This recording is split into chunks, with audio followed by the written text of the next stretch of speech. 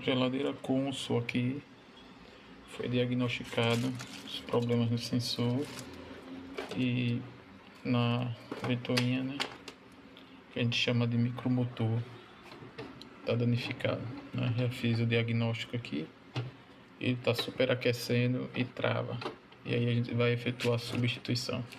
O sensor também fiz todos os testes com o multímetro, fiz teste ali em contato com gelo, tudo certinho, para a gente ver ali o que é que está acontecendo realmente também. O sensor também está ineficiente aí. Clínica da refrigeração aqui, mais uma geladeira aqui solucionando o problema.